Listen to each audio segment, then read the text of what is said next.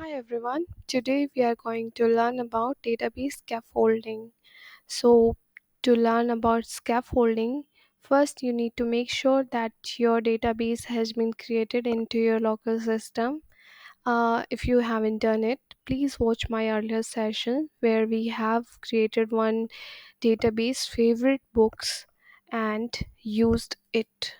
So, I'll just show it to you. This is my favorite books database. It has three tables: order, person, romance books. Okay, and I'll show the data in it. As you can see, order table is empty, but it has three columns: IT, number, person ID. In the person and romance books, we have one entries, so we can use this database. Okay, now let's go and create our project and try to do the database scaffolding. So open your Visual Studio, create a new project. You can use any kind of C# project. I'll go with the web API. Okay, so this one, C#. Next, here provide the project name. I'll be giving net core db scaffolding. You can give any name to your project, but please make sure that there is no space between the words and each word starting with the capital letter. From here, you can change the location of your project. I'll go with the default one. Just click on the next. Here you can change the framework version. Right now I'm using the .NET 6.0. You can use the latest version as well. Okay, just simply click on create and it will start creating your project. It takes some time, not much. Just close the unnecessary tabs. Now our first step will be to verify if our project has been opened successfully or not. For that, open your Solution Explorer, and if you don't find this Explorer over here, you can go to the view and click on Solution Explorer from here as well. Okay, so as we can see, our project name is shown properly. All the folders are shown. As we can see, it has properties, controllers, app settings.json, and many other files. Okay, now as we have verified that project has been opened, but we are going to make sure that it is working properly as well. For that, click on this play button. It will build the project, and if there will be any errors, we'll get to know about it.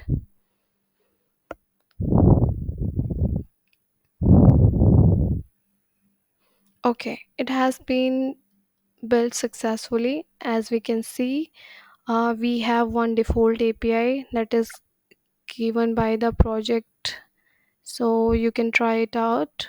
Just execute this API and it is giving the response successfully, so we can say that our project is working fine, so you can close it.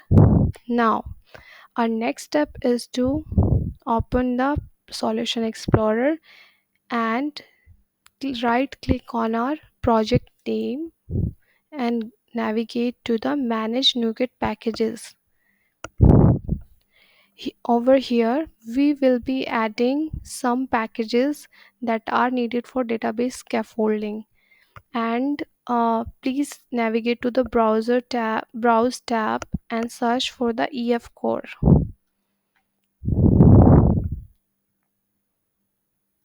As you can see here, first package that we have to install is Microsoft Entity Framework Core. Click on it, select the compatible version. So earlier we have used 6.0 version framework, so we'll be installing the compatible version packages as well, and that's why I have selected 6.00 version. Click on install.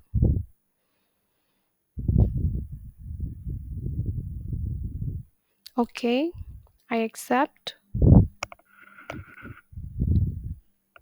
It's installing. Take some time. We can wait for it. Okay, it has been installed. Now, our next package that we need to install is design. Click on it.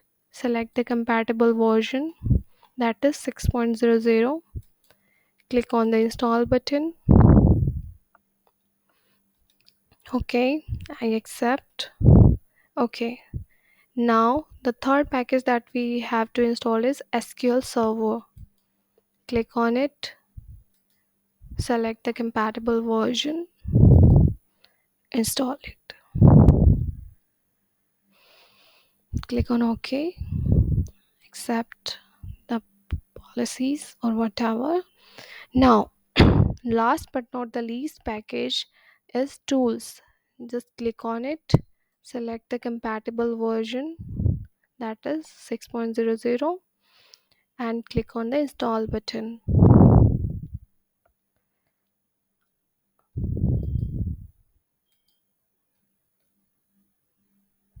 Okay, so now that we have installed our packages that were needed for database scaffolding, just go to this installed tab and make sure that it has been installed successfully. Okay, let's just check. Okay, as you can see over here, our entity framework core, design, SQL Server, tools, all of the required packages has been installed properly and the version is shown as per requirement. Okay, now we can close this uh, tab because we have successfully installed the packages required. Next step is to do the database scaffolding, but before that, as I told you before, if you make changes to your project at any point of time, please build the project and make sure that there are no errors because of the change. So just click on the play button and it will start building your project. Okay, it has been built successfully, so we can go to our next step. If you want to try it out again, please do so, as and we are getting the response successfully. Now you can close this. Okay, next step is to open the developer PowerShell where we will be running our database scaffolding command. Please navigate to the tools command line and open the developer PowerShell. Here you can see that it has been opened successfully, but if you will see that this project is not pointing to our project, it's right now it is at this level. We need to navigate to this our project, so just add the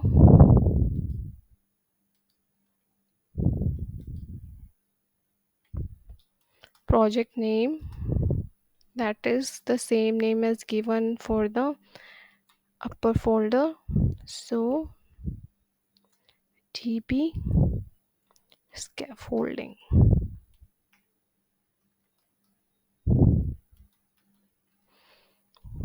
Okay, now we are in our project and here we can run our scaffolding command. For that, please navigate to the any browser and search for the database scaffolding command. Here you can navigate to this link, scaffolding reverse engineering EF core, and scroll down a bit. Okay, so here first thing that you have to do is to add the connection string into your file. Okay, so just copy this part and navigate to your project.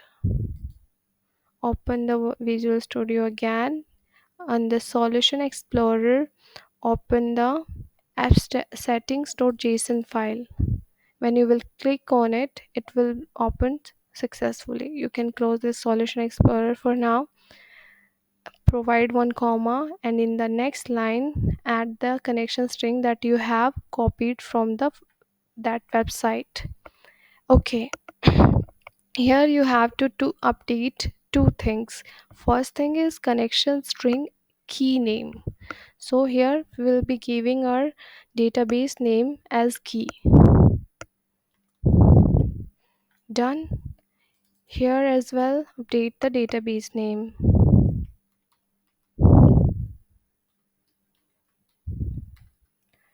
If you're done from here, you can if you are using any other server other than local, you should also update this server name as well.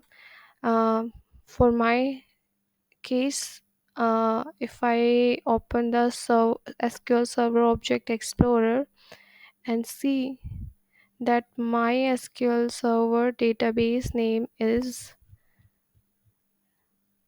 favorite books. As you can see over here, this is the favorite books database name that I have already updated, and my server name is this local db mssql local db. That's why I did not update that part. Okay, if you are using any other server name, please update it accordingly. Okay, I have updated my app settings to JSON file. Save it, and we are done for this changes. Now open your PowerShell again, and here we will be adding our database scaffolding command. Navigate to reverse engineering scaffolding page again and scroll down a bit. Here .NET Core CLI, select this tab and copy this command. First, copy this command in any notepad or any page, because we are going to make some changes into this command. First thing that will be updating is name. This key name should be updated as per your given key name. So my key name was favorite books. Okay, now next thing that we have to do is to add the target directories. For that, search for the output directory on this page. You can search it by Control F. Okay, now in the target directory section, you will find this context directory and output directory. Just copy it and paste it into your page. Okay, now if you are updating your or overwriting your existing database models, please make sure to add force as well. Okay, so it will, if there are any existing database model, it will forcefully update those databases. Okay, and since we are done with our command changes, just Control A, Control C, copy this command, minimize this one, minimize this as well, and paste that command into our PowerShell. Okay, and click on the enter. It will build the project, and when it will be successful, will be done with our database scaffolding. So it has been successful. So let's go to our project again, and we'll be finding two more data folders. First one is data. Here one context has been created. When you will click on it, you will see that there are database context. Okay, so for each table there are context given, like for person, for order there is one context, for romance as well. Okay, so And if you check for the models, you will find that there are three tables there are three files created.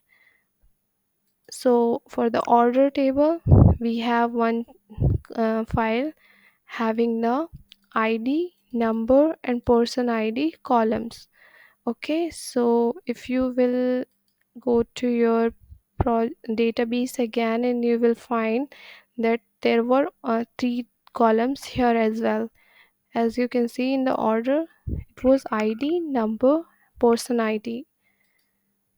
And same thing is scaffolded into our project. So we are done with the scaffolding. Thank you.